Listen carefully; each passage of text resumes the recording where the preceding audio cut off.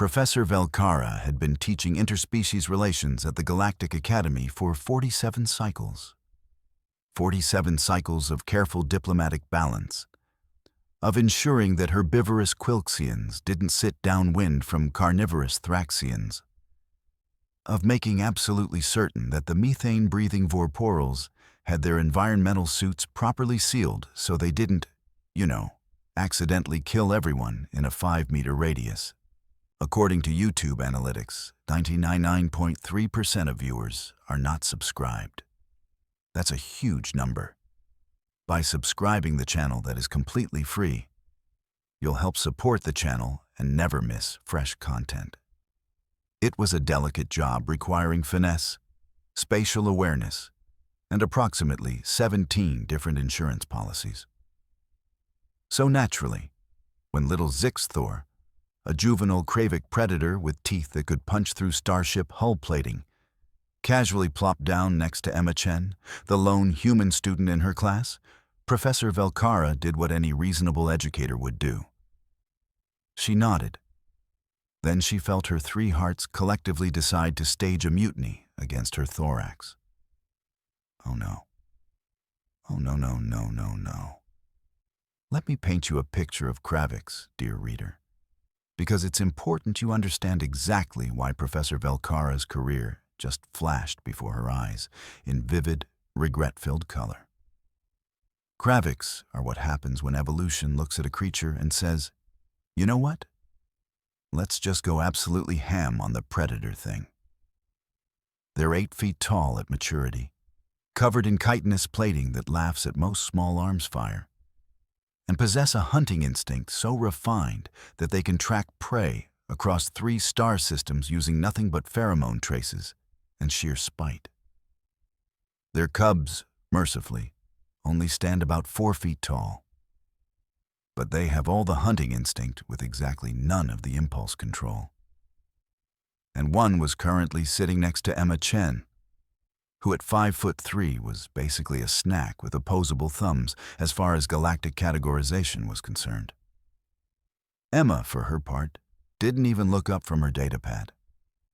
She was reading something and occasionally snorting with laughter, which created little puffs of condensation in the climate-controlled air. Her species had only been admitted to the Academy 3 cycles ago, after humanity had punched their way past the technological barriers to FTL travel, with what the Galactic Council could only describe as alarming enthusiasm and a concerning disregard for conventional physics.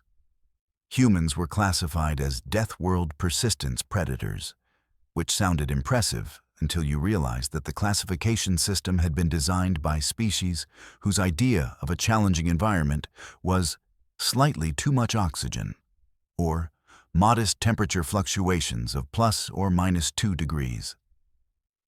The galactic community had been cautiously optimistic about humanity's integration.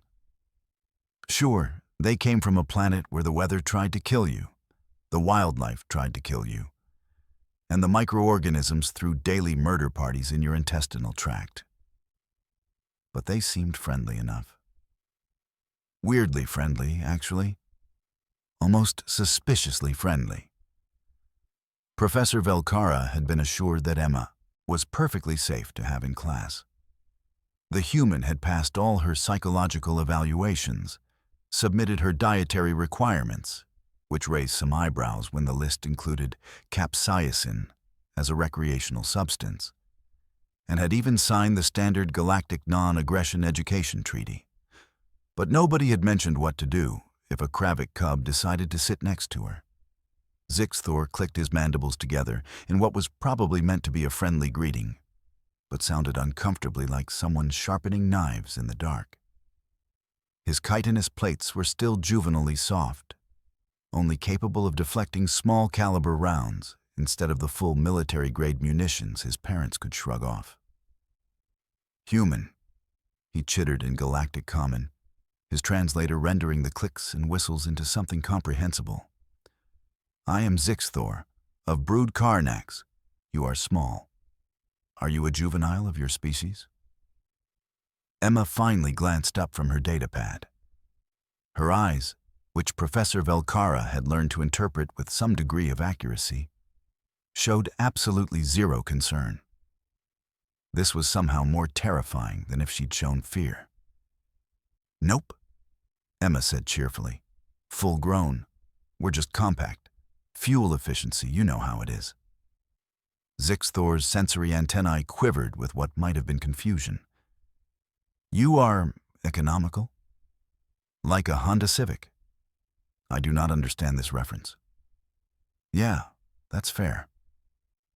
Professor Velcara watched this exchange with the growing certainty that she was witnessing either the beginning of a beautiful friendship or a galactic incident. Possibly both. She cleared her 4 throats, which came out as a sound like a particularly anxious accordion. "Class," she began, her translator working overtime to keep the panic out of her voice. "Today, we will be discussing the Treaty of Vexar Prime and its implications for predator-prey relations in mixed species environments. Please open your datapads to Chapter 7.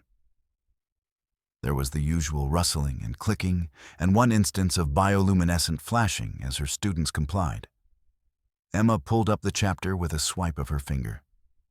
Zixthor leaned over to look at her screen, his shadow falling across her desk like a promise of imminent digestion. "You have small manipulators," he observed.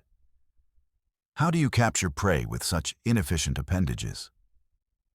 Emma wiggled her fingers. "Persistence hunting mostly. We just follow things until they collapse from exhaustion. Also, we invented guns, which helped." "Guns?" "Kinetic projectile weapons. Point at thing, make it stop living." Zixthor's mandibles spread in what his species considered a smile. On most species, it would trigger immediate evacuation of nearby star systems. This is elegant in its simplicity. Right? We're all about that simple life.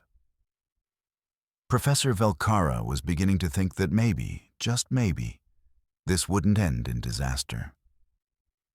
Then Zixthor's nostril slits flared, and she remembered that Kravik cubs had the worst habit of verbalizing every single observation that crossed their developing neural clusters. "Human Emma, you produce an interesting scent. It triggers something in my hunting cortex that suggests you would be nutritionally adequate prey." The classroom went silent. Even Plixnar, the Quilxian who normally provided a constant narration of his own existence through nervous chirping, shut up completely. Emma looked at Zixthor with the expression of someone who had been told something mildly interesting about local weather patterns. "Huh, that's neat. You smell like my aunt's garage. She works on motorcycles." "What is a motorcycle?" "A machine that tries to kill you for fun. But we ride it anyway because humans have terrible survival instincts." "I do not understand your species."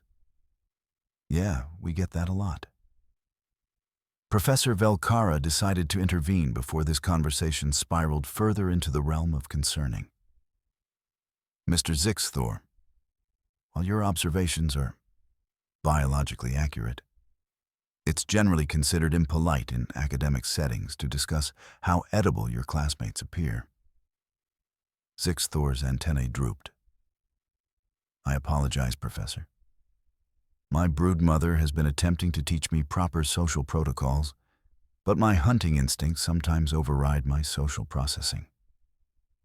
"It's cool," Emma said, waving a hand dismissively. "I probably smell like food to half the species in this room. Apparently humans have like a weird concentration of proteins and amino acids that make us smell delicious to carnivores."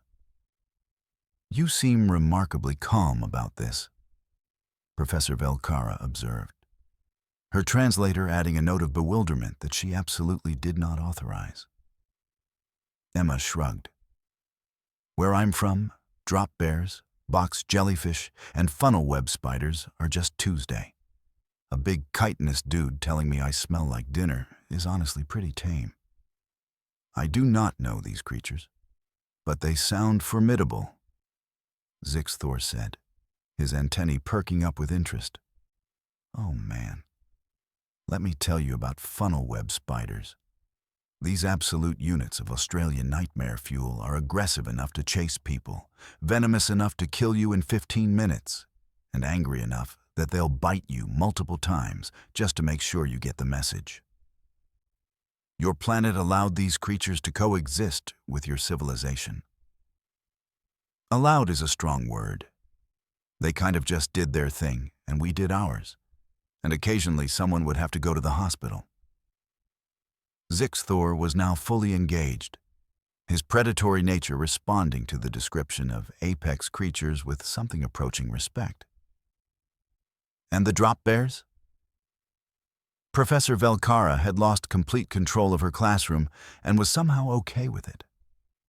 The rest of the students had abandoned all pretense of studying the Treaty of Vexar Prime, and were now listening with rapt attention as Emma described the various ways her homeworld tried to murder its inhabitants.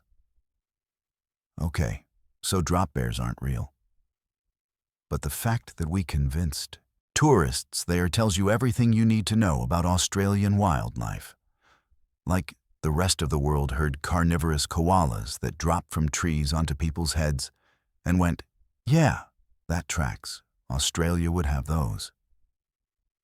Because we also have regular koalas, which look cute but have chlamydia, and will slash you with their claws if you bother them. Your wildlife has sexually transmitted diseases? This came from Plixnar, who had overcome his terror enough to chirp the question. Yeah, it's a whole thing. We have to treat them for it. You treat your wild predators for diseases? Well, yeah, they're endangered. We almost hunted them to extinction and felt bad about it. The classroom collectively processed this information. It did not compute. Humans had nearly annihilated a species and then decided to spend enormous resources protecting the survivors. This was not how predatory species typically operated. Zixthor clicked his mandibles thoughtfully. My species would have simply finished the extermination and moved on to the next food source. See, we tried that approach with a bunch of species. And it turns out ecosystems are complicated and everything's connected. And if you remove one thing, the whole Jenga tower comes down. Jenga tower? It's a game where you stack blocks and then remove them one at a time until everything collapses and someone loses. We apparently decided to play it with our entire planet. Professor Velkara finally managed to reassert some degree of order. This is all very fascinating. But we do need to cover the actual curriculum. Miss Chen, perhaps you could explain how the Treaty of Vexar Prime relates to human diplomatic philosophy. Emma scrolled through her datapad, skimming the relevant sections. Okay, so the Treaty of Vexar Prime was established to create neutral zones, where predator and prey species could interact without the biological baggage of eat or be eaten dynamics. It's basically a formalization of, let's all agree not to do the murder thing while we're conducting business. Correct, Professor Velkara said, relieved to be back on track. And how did humanity respond when invited to join this treaty? We thought it was weird. Weird. Like, not bad weird, just... We already kind of assume we're not supposed to eat people we're doing business with. That's generally frowned upon in human society. Has been for a while, with some notable exceptions that we don't talk about at parties. Zixthor leaned forward. But humans are predators. Do you not feel the urge to hunt? Oh, totally, Emma said. But we channel it into other stuff. Sports, video games, competitive cooking shows, capitalism. We still have the hunting instinct. We just pointed it at abstract concepts instead of actual prey. You hunt concepts? Market share, mostly. Also, we hunt each other for sport, but we call it paintball, and nobody actually dies. Your species engages in combat simulations for Recreation. Buddy, you have no idea. We'll do combat simulations for literally any reason. Bored? Combat simulation. Birthday party? Combat simulation. Team building exercise? Combat simulation with trust falls. Professor Velkara watched Zixthor process this information.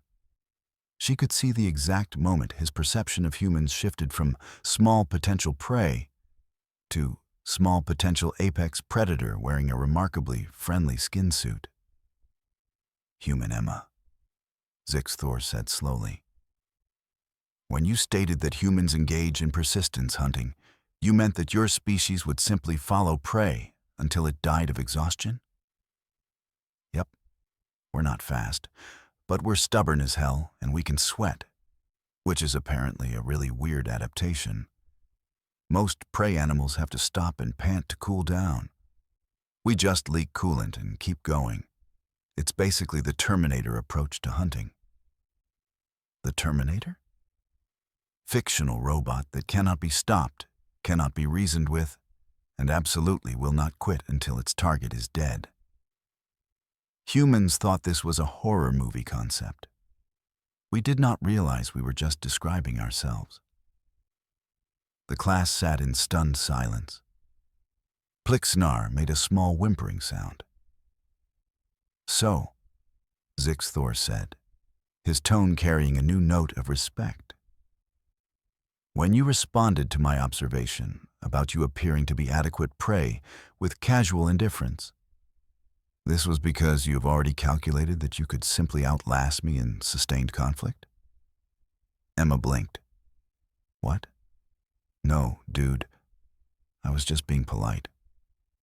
You seem nice. The whole "you smell like food" thing didn't bother me because, objectively, I probably do smell like food to you. That's just biology. I'm not going to get offended by your olfactory receptors doing their job. But you would be capable of defending yourself if necessary? I mean, I'd try. I've got some self-defense training and humans are pretty good at improvising weapons from whatever's around. But honestly, I'd rather just be friends.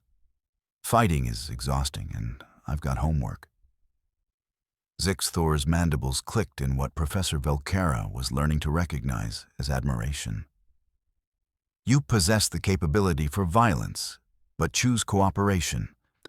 This is the mark of a true apex predator. Only those secure in their ability to survive can afford pacifism. That's actually a pretty solid philosophy. Did you come up with that? My brood mother teaches combat ethics. She says the strongest warriors are those who never need to prove it. Your mom sounds cool. She has personally killed 17 rivals in ceremonial combat and once destroyed an entire battlecruiser with nothing but her auxiliary claws and determination. Okay, your mom sounds terrifying, but also cool. Those things can coexist. Professor Velkara cleared her throats again. I appreciate that you two are bonding, but we really do need to finish discussing the treaty's subsection on neutral territory designation. The rest of the class proceeded with surprising normalcy, if you didn't count the frequent sidebar conversations between Emma and Zixthor about comparative predator biology, hunting strategies, and whether humans could survive being shot with various types of energy weapons. Spoiler alert. The answer was usually no. But humans apparently kept trying anyway because hope springs eternal and spite is a powerful motivator. When class ended, Professor Velkara watched with fascination as Zixthor carefully maneuvered his bulk through the doorway, then paused to wait for Emma. The human gathered her materials with the unhurried confidence of someone who had survived an Australian childhood, and therefore viewed the rest of the galaxy as comparatively safe. Hey, Zix, Emma said as they walked out together. You want to grab some food? I'm curious what Kravik cuisine is like. I typically consume live prey that has been partially paralyzed, but remains conscious for optimal freshness. Okay, so that's nightmare fuel, but I respect your culture. Is there like a vegetarian option, or do I need to just watch you eat? The Academy Cafeteria offers nutritional slurries for species with incompatible dietary requirements. Nutritional slurries. Fantastic. Living the dream. Professor Velcara watched them disappear down the corridor. The massive predator cub and the diminutive human engaged in animated conversation about the ethics of food consciousness. She pulled up her communication interface and sent a message to the Academy's Xenopsychology department.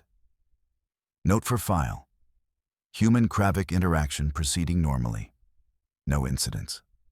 Recommend removing special seating restrictions for Terran students. They appear significantly more durable than initial assessment suggested, both physically and psychologically. Also, they think attempted predation is neat, which is either very concerning or very convenient, depending on your perspective. Please advise. The response came back within minutes. Acknowledged. This matches behavioral patterns observed in other human students. Current theory is that humans interpret most survival threats through lens of curiosity rather than fear due to evolutionary pressure from death world environment. Basically, they're all slightly insane by galactic standards. Proceed with monitoring. Professor Velcara filed the report and began preparing for her next class. She had a good feeling about Emma and Zixthor. Sure, one was an apex predator in miniature, and the other was a death world persistence hunter with concerning enthusiasm for dangerous wildlife. But they seemed to genuinely enjoy each other's company. Besides, the worst that could happen was a galactic incident, several diplomatic complaints, and maybe a small interstellar war. And honestly, after 47 cycles of teaching, Professor Velcara was starting to think that might be more interesting than grading papers. In the cafeteria, Emma discovered that nutritional slurries came in approximately one flavor. Beige. Zixthor, meanwhile, was methodically consuming something that was still twitching and making sounds that suggested it would very much like to file a complaint. So, Emma said, forcing down a spoonful of what tasted like sadness mixed with vague protein notes. Do Kraviks have like family units? Social structures? Zixthor paused in his consumption. We have broods. My brood consists of my mother, 3 siblings, and my father when he's not engaged in territorial disputes. That's cool. I've got 2 parents, 1 brother, and a cat that barely tolerates my existence. What is a cat? Emma pulled up an image on her datapad. Small carnivorous mammal that humans domesticated thousands of years ago. They're basically tiny predators that we keep in our homes for companionship. Zixthor studied the image with intense focus. This creature is armed with retractable claws, powerful jaws relative to its size, and appears to have significant hunting instinct based on its eye placement. Yep. And humans voluntarily cohabitate with these predators? Not just cohabitate. We worship them. The Internet, which is humanity's primary communication network, is approximately 40% cat images. Your species uses 40% of its communication infrastructure to share images of small predators? Actually, I'm probably underestimating. Might be closer to 60%. Zixthor set down his still squirming meal. Human Emma, I am beginning to understand why the Galactic Council was nervous about your species joining the Academy. Because of the cat pictures? Because you are either the most terrifyingly confident predators in the galaxy or completely insane. Possibly both. Emma laughed, which startled several nearby students. Human laughter, the galaxy had learned, was a complex vocalization that could indicate anything from genuine amusement to imminent violence to awkward social situations. It was context-dependent and therefore deeply unsettling to species that preferred clear, binary communication. You know what, Zix? I think that's the nicest thing anyone said to me since I got here. Most species just treat me like I'm made of spun glass and might shatter if they breathe wrong. You are not fragile? Dude, I once fell off a roof, bounced off a trampoline, and landed in a pool. Broke my arm in 3 places. Was back to normal in 6 weeks. Your bones regenerated in 6 weeks? Well, with some help from modern medicine, but yeah. Humans heal pretty fast. It's the whole death world thing. If you don't have decent regeneration, you don't make it to reproduction age. Zix Thor's antennae quivered with what might have been respect or horror or both. Your planet seems unnecessarily hostile to biological life. Oh, it totally is. But it's home, you know. You adapt. Plus, it made us really good at spite-based survival. Spite-based survival? Yeah, like when the environment tries to kill you and you're like, no, actually, I'm going to live specifically to prove you wrong. It's a whole human thing. We're very petty as a species. This explains much about human history that previously confused our xenoanthropologists. They continued eating, Emma choking down her beige slurry, and Zix Thor consuming his meal with the methodical efficiency of a natural predator. Around them, the cafeteria buzzed with the usual lunchtime activity. Quilxians chirped at each other about class schedules. Thraxians discussed their latest hunting expeditions with the enthusiasm of people describing sports games.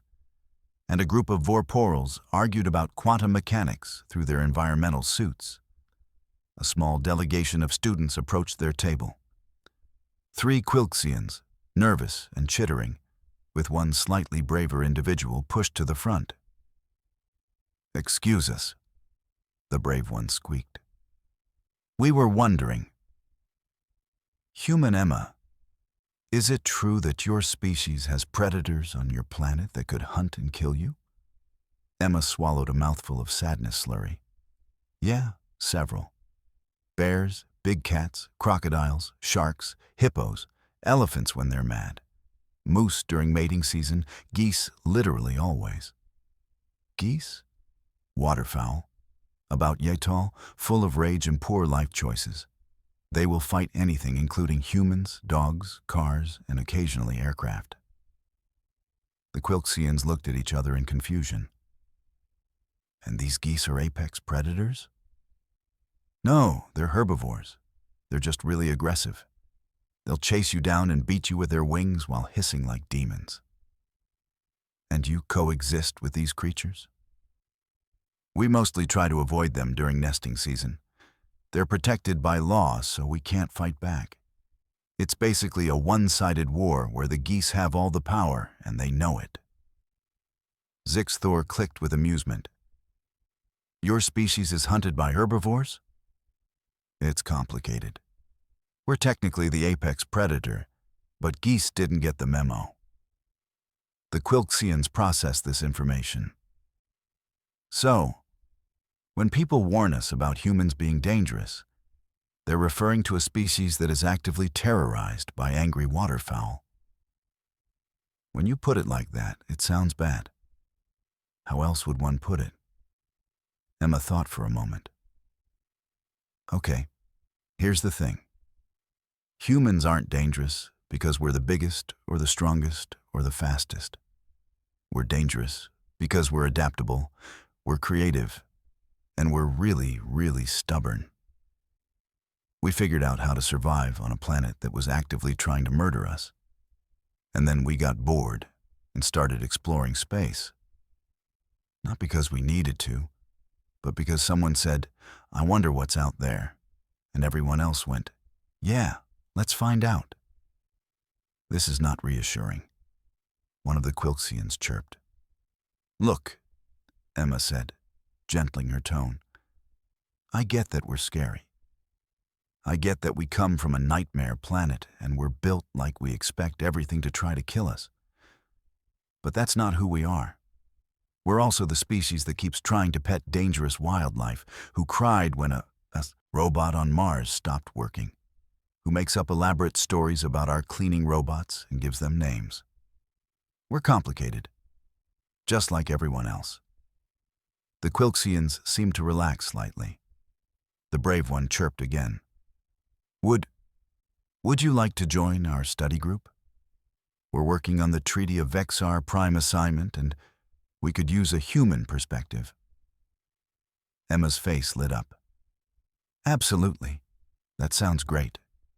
When do you meet? As the Quilxians chirped out the details and scurried away with visible relief, Zixthor observed his new companion with growing fascination. You are very good at making prey species comfortable, he noted. Thanks, I think. I'm just trying to be friendly. Everyone here is so far from home, you know. Might as well help each other out.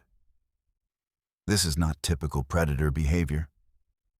Maybe not for your species, but humans are pack animals. We're social. We do better in groups. Even our predation strategies relied on cooperation. We're not built to be solo hunters. My species typically operates alone, except during breeding season and brood rearing. See, that would make me super lonely. I need people around, even if they're people who think I might be food. Zixthor's mandibles clicked in what Emma was learning to recognize as laughter. I no longer think of you as food. Oh yeah? What changed? You have too many social connections now. If I ate you, I would face retaliation from approximately 40% of the student body. That's the most pragmatic reasoning for not eating someone I've ever heard. I am Kravik. We are nothing if not practical. They finished their meals and headed to the library for the afternoon study session. The Academy Library was a massive structure that housed physical and digital records from thousands of species, all carefully organized by a staff of librarians who took their jobs very seriously. Too seriously, some would say, but those people usually got banned for excessive noise violations. The study group was already assembled when Emma and Zixthor arrived. The 3 Quilxians from lunch were there, along with a Thraxion named Krillix, who was apparently taking the class as an elective, and a Vorporal named Whispers Through Quantum Fields, who communicated through a complex translation matrix that rendered their methane-based vocalizations into galactic common. Okay, Emma said, pulling up her notes. So, the Treaty of Vexar Prime. Who wants to start? The study session proceeded with surprising efficiency. The Quilxians provided detailed analysis of the prey species perspective. Krillix offered insights into predator psychology. Whispers Through Quantum Fields contributed a completely alien viewpoint that considered the entire predator-prey dynamic to be quaintly biological. And Emma kept everyone on task, while Zixthor added occasional observations about hunting protocols. It was. Professor Velkara would later reflect, when she spotted them through the library windows, exactly what the Academy was supposed to foster. Different species, different perspectives, all working together toward common understanding. She made another note in her log. Human integration proceeding better than expected. Recommend increased human enrollment in future cycles. They appear to have natural talent for bridge building between species, possibly related to their pack-bonding instincts. Also, they think everything is either neat or potentially huggable, which is deeply concerning, but seems to work diplomatically. As the study session wrapped up, Emma checked her schedule. Oh man, I've got flight simulation training in 20 minutes. Gotta run. You are learning to pilot spacecraft? Zixthor asked. Yeah, it's part of the basic curriculum. Why, do you want to come watch? It's probably going to be hilarious. I crashed the simulator 17 times last week. You crashed 17 times, and they allow you to continue training? Well, I haven't died yet, so they figure I'm learning something. Zixthor's antennae waved with amusement. I would very much like to observe this. My species does not typically operate vehicles, as we prefer direct physical confrontation with obstacles. You just run into things? It is effective. That's the most Kravic thing I've ever heard. They made their way to the Flight Simulation Center, where Emma proceeded to demonstrate exactly why humans had a reputation for creative problem-solving. She did indeed crash the simulator multiple times, but each crash was different, creative, and occasionally seemed to defy the laws of physics in ways that made the instructor question their career choices. Miss Chen, the instructor, a patient Zerlian named Tevkor, said after the 5th crash of the session, "You are aware that the objective is to not collide with the asteroids?" "Yeah, but in my defense, that asteroid came out of nowhere. It was stationary, on your navigation display, with multiple proximity warnings." "Okay, but consider this. It looked cool when I hit it." Tevkor made a sound like air escaping from a balloon. Cool is not a recognized flight safety metric. It should be. Zixthor watched from the observation deck, his mandibles clicking with barely suppressed amusement. When Emma finally emerged from the simulator, looking only slightly motion-sick, he greeted her with what might have been respect. "You fly like you are actively trying to discover new and interesting ways to fail," he observed. "Thank you, I think. At least I'm consistent. This is the human way? To approach challenges with such enthusiasm for disaster?" "Pretty much. We figure if you're going to fail, you might as well fail spectacularly. Makes for better stories." They walked back toward the dormitories as the Academy's artificial sun began its programmed sunset, casting long shadows across the carefully maintained grounds. Around them, students from dozens of species headed to evening meals, or study, groups, or recreational activities. "Zixthor," Emma said as they walked. "Thanks for sitting next to me today. I chose that seat because it offered optimal sight lines and proximity to the exit. Sure, tactical reasons, but still. It was nice to have someone to talk to who didn't treat me like I was about to spontaneously combust or eat them." "You do not concern yourself with others' perceptions?"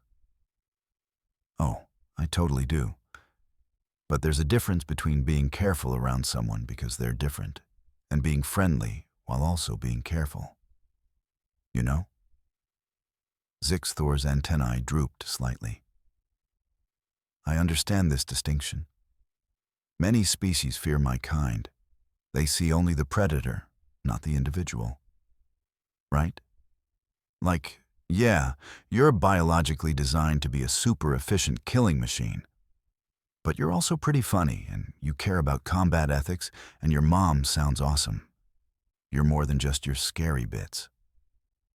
You are also more than your scary bits. Do I have scary bits? I'm like 5'3". You survived a childhood on a death world and consider it unremarkable. You treat potential predation as a social faux pas rather than a survival threat. You crash flight simulators with what your instructor clearly believes is deliberate malice. These are scary bits." Emma laughed. "Okay, that's fair. I guess we're both just trying to be more than what people expect us to be." This is a satisfactory goal. They parted ways at the dormitory entrance, Zixthor heading to the specialized quarters designed for chitinous species, while Emma made her way to the human-compatible wing. As she settled in for the evening, her communication interface pinged with a message. It was from Professor Velkara. "Miss Chen, thank you for your patience today with Mr. Zixthor. I realize having a Kravic cub as a seat neighbor might have been concerning." Emma typed back, "Not concerning at all. He's cool. We're going to study together for the midterm." There was a long pause before the response came. "Of course you are. Please try not to give me a cardiac incident." "All 4 hearts?" "All 4 hearts." Emma grinned and started her homework, occasionally glancing out her window at the alien sky filled with unfamiliar constellations. Somewhere out there was Earth, with its geese and spiders and all the other nonsense that had prepared her for a galaxy full of creatures that thought humans were either terrifying or insane. She was pretty sure it was both, and honestly, she was okay with that. Because at the end of the day, a predator cub had sat next to her, and they'd become friends. And if that wasn't the most human thing ever, to look at something that could theoretically eat you and go, "Yeah, but have you considered friendship, though?" Then she didn't know what was. The galaxy was full of rules about predator and prey, about safety protocols and species segregation and careful diplomatic balance. Humans had looked at all those rules, nodded politely, and then proceeded to pack bond with anything that held still long enough. It was going to drive the Galactic Council absolutely insane, and Emma couldn't wait to see what happened next. In his quarters, Zixthor was reporting to his broodmother via quantum communicator. She appeared in holographic form, all 8 feet of apex predator glory, with scars from countless battles and mandibles that had ended more lives than most species had words for. "My son," she clicked. "How proceeds your integration?" "I have befriended a human." There was a long pause. "You have befriended prey?" "She is not prey. She is human. It is different." "Explain this difference." "Humans are persistence predators from a Class 12 death world who treat survival threats as learning opportunities and have weaponized their social bonding instincts to the point where they will adopt literally anything, including, apparently, Kravik cubs who tell them they smell like food." Another pause. "I see. And this is friendship?" "Yes. She has invited me to join her study group. We are learning about interspecies cooperation. Your father will be very confused by this development." "I am also confused by this development, but it is satisfactory confusion." His broodmother's mandibles clicked with what might have been approval. "Very well. But if this human treats you with disrespect, you have my permission to engage in recreational combat." She has already offered to teach me about human recreational combat. It involves colored projectiles that mark but do not wound. This is the strangest thing I have ever heard. Yes, I am looking forward to it. They signed off, and Zixthor settled into his rest cycle, with the growing conviction that attending the Galactic Academy had been an excellent decision. He,